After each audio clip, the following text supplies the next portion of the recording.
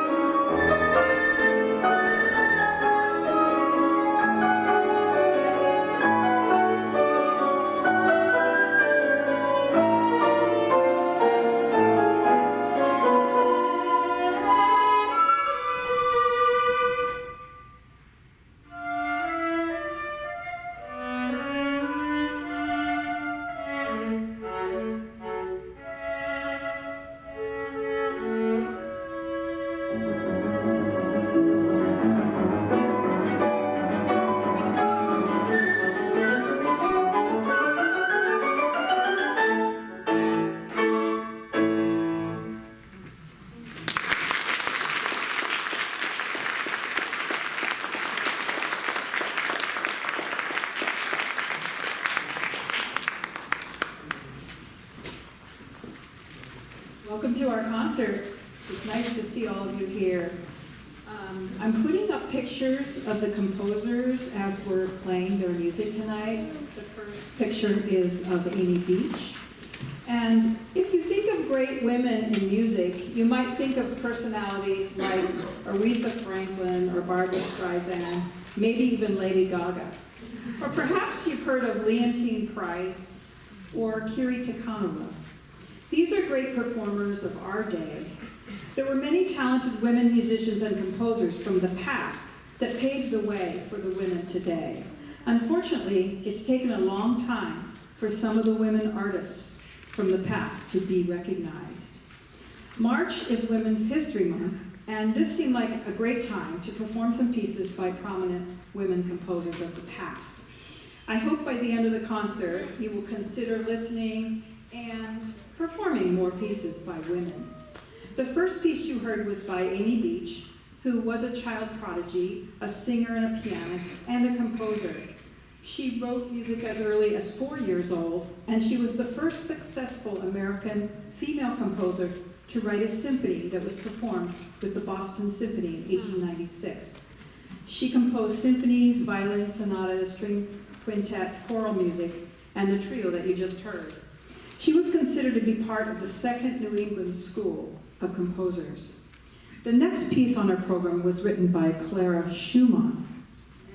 I'm looking for the picture of Clara. Here's one of Clara. Some of you might have heard the Schumann name. For more than 50 years, Clara was the foremost woman pianist of her day. She married Robert Schumann, who was a well-known composer, but a complicated man. And her father was not in favor of them getting married, but they did have 7 children. And Clara continued to perform as a soloist. Though she outlived her husband by many years, Robert Schumann was given recognition for his talents. For Clara, it was different. In her words, she said, "I once believed that I had creative talent, but a woman must not wish to be a composer. There never was one that was able to do it." Her best-known piece is this trio that you'll hear tonight. She spent much of her career playing the works of her husband, Robert Schumann, and the works of Johannes Brahms. In Clara's words, she said, "There's nothing greater than the joy of composing something oneself and then performing it and listening to it."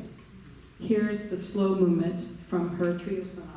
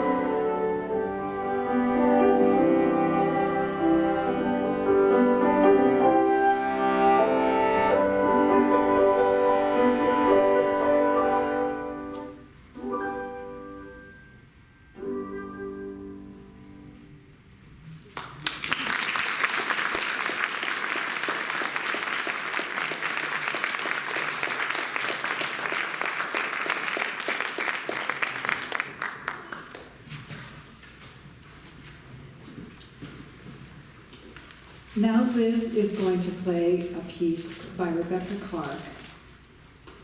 Rebecca Clark was a British-American composer and violist. She became one of the first professional women's orchestral musicians. Some say that her viola sonata is one of the greatest works of the 20th century. She studied violin and composition at the Royal Academy of Music. The viola sonata is said to have been all the components of soft and expressive, powerful and wild, and somewhat like a jazz composition. She utilizes many colors in the viola palette. Let me show you a picture of Rebecca Clark.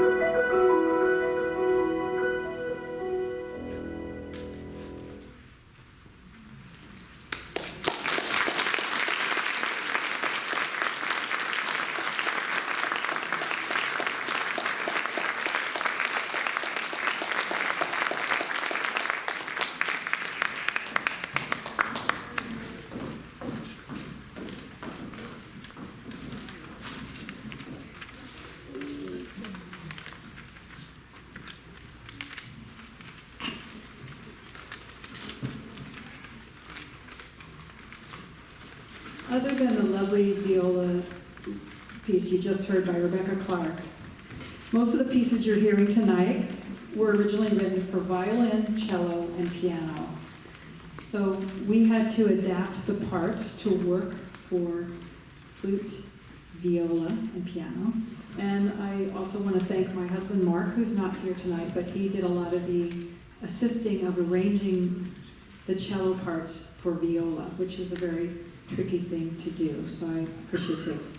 By the way, you might have noticed we're called the Trio Continental, and I wanted to let you know that means we were all born in a different country. I was born in the United States, Liz was born in South Africa, and Aileen was born in the Philippines. We're now turning to a composer named Fanny Mendelssohn, who is the older sister of Felix Mendelssohn. I'm sure everyone's heard of Felix Mendelssohn. I have a soft spot in my heart for Fanny Mendelssohn when you hear a little bit about her.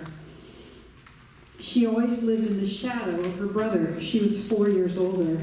Fanny wrote 460 pieces of music, including the piano trio that you'll hear tonight. She was a highly accomplished pianist, and as you will hear, her pieces are quite virtuosic. We're fortunate to have Aileen to perform these very difficult piano parts for us.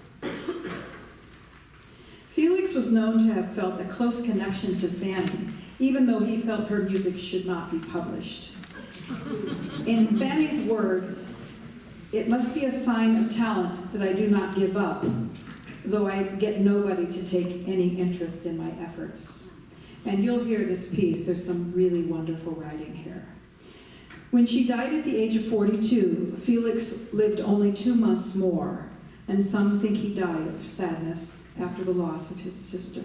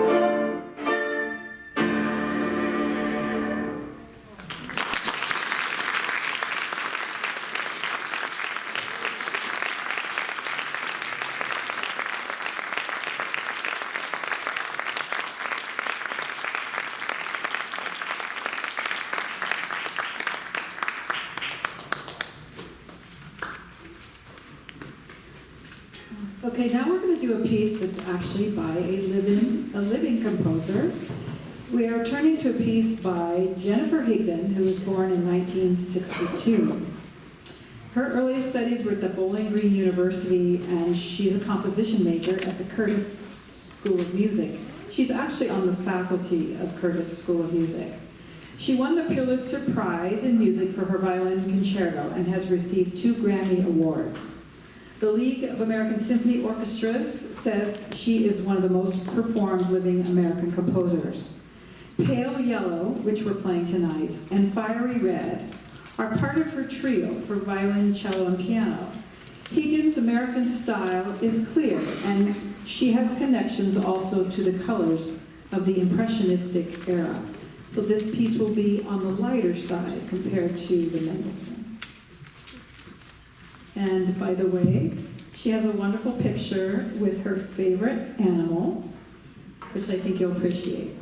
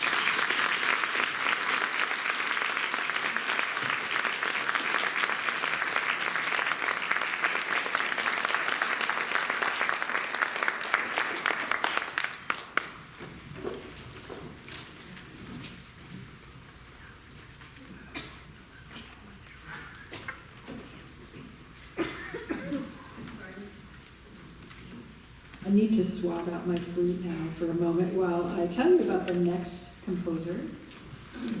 This is a piece we're going to do that's written for violin and piano, and I rearranged it for flute.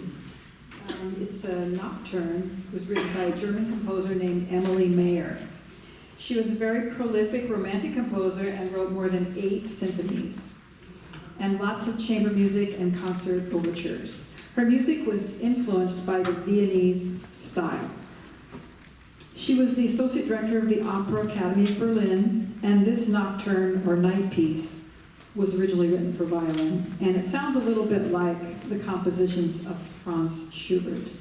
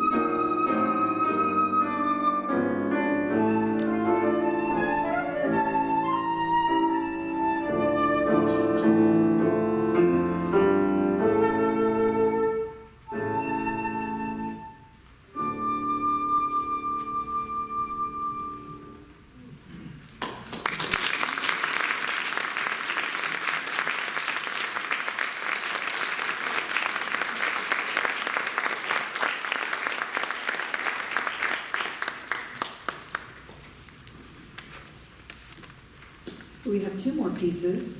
The next piece is written by Lili Boulanger, who has a famous last name. Perhaps you've heard of her sister. She was the younger sister of Nadia Boulanger, who was the famous composition teacher in Paris. Nadia taught theory and composition to many famous composers, and her sister Lili attended. Gabriel Fauré met Lili at a young age, and he said that he thought she was a prodigy. In fact, one of Lili's compositions earned her first prize in the Prix de Rome. She was the first woman to win that prize. She wrote more than 15 compositions that became well recognized, but unfortunately, Lili fell ill and died at the tender age of 24. The piece we're playing, called A Morning in Spring, was originally written for orchestra and then also arranged for trio. The first time I played this piece, I was playing with the Women's Philharmonic in the 1980s, and the orchestral version, so I was glad we could find the trio arrangement of it. I hope you enjoy.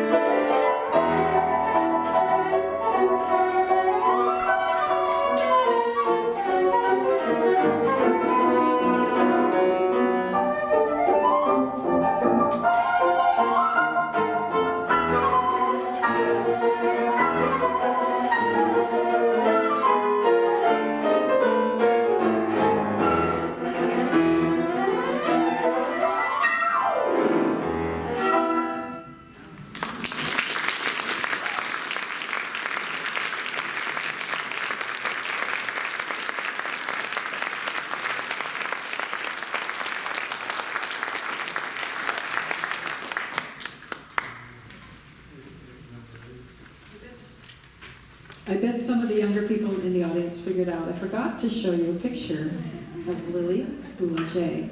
In fact, I thought maybe at the end of the concert I would put the pictures along the side of the stage in case anyone would like to take another look at some of the pictures. Just be careful with them because we are going to do another performance of this concert in April in San Francisco. The next composer is well known to the flute people in the audience. This is Cecil Chaminade.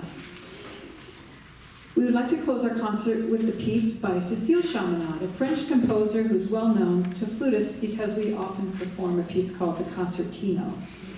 She was a pianist, violinist, and composer, and she wrote more than 100 pieces of music. Almost all of her music was popular in her day. In fact, Queen Victoria of England was particularly fond of her music. She recorded music for piano rolls, which is piano players, and before and after World War I. A famous composer named Ambrose Thomas said, "This is not a woman who composes, this is a composer that happens to be a woman," which I thought was great. Tonight you'll hear the last movement of her second trio sonata, and it has quite an amazing piano part again. This is a great pianist, composer that wrote